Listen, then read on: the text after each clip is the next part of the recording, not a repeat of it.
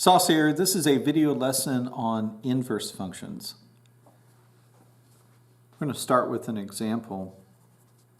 Find f to the negative 1, which means the inverse of f, given the function 4f x plus 2 over x plus 5. Now, finding an inverse function, we follow 4 steps. Convert to xy notation. It's in function notation now, but we want to replace f of x with y. Step 2, switch x and y, which is technically the step in which the inverse is taken. The other steps are to help us organize. Step 3, solve for y. Now that y is in a new place, we want to get it by itself. And 4, replace function notation.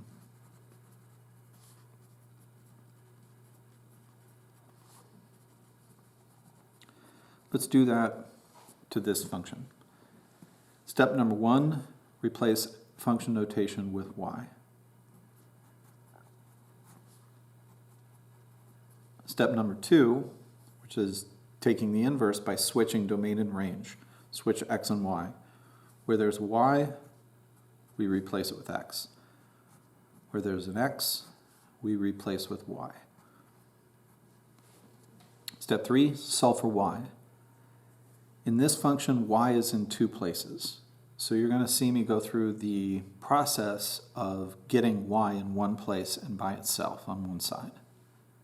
The first thing I'm going to do is I'm going to multiply both sides by y plus 5 so that we are not working with a fraction. Then I'm going to distribute the x to the y plus 5.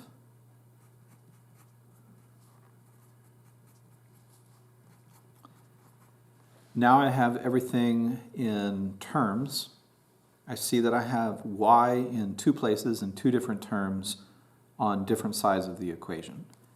So in this next step, I want to get all of the y terms on one side and all of the terms that do not have y as a factor on the other. That means that I'm going to subtract 5x from both sides and subtract y from both sides. The xy remains on the left. I'm subtracting y.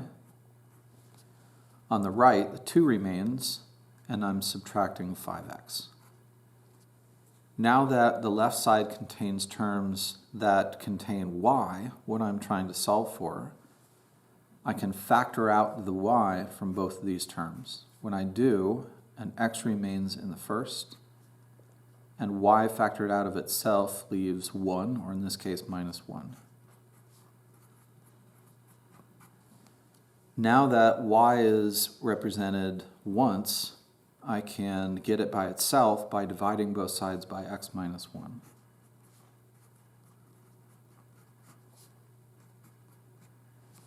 Last step is to replace y with function notation. And if this came from the f function, then what I've just found is the inverse, f to the negative 1.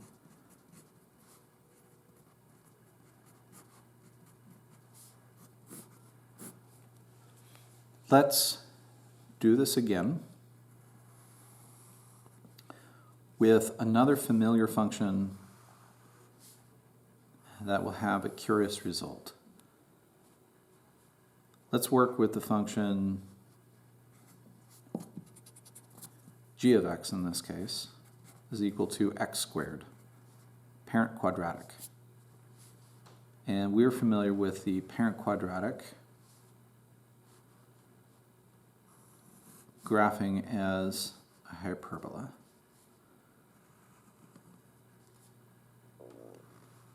Now, if we recall from geometry that we can find an inverse to a function or the graph of a function as the reflection over y equals x, where that slope, that linear equation with the slope of 1.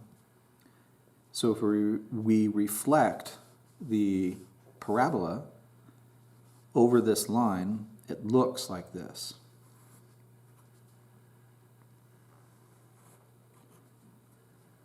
But this function, well, it's not a function.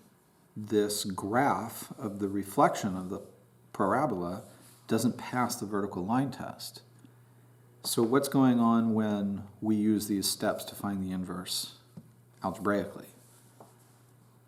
We replace g of x with y. We switch x and y. Then we solve for the new y. In this case, we're going to take the square root of both sides. And when we undo a square, we have to remember to include the plus and minus. So the inverse of x squared is not a function. It's actually two functions. In this case, y is equal to the positive root and, separately, the negative square root of x. So the inverse of x squared can be thought of as two functions together. And those two functions make this shape.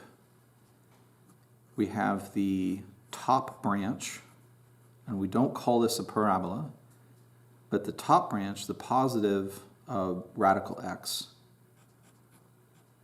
and the bottom branch, its own distinct function, the negative radical x. The inverse of x squared, if we wanted it or needed it to be a single function, we typically choose positive radical x to represent the inverse of the parabola.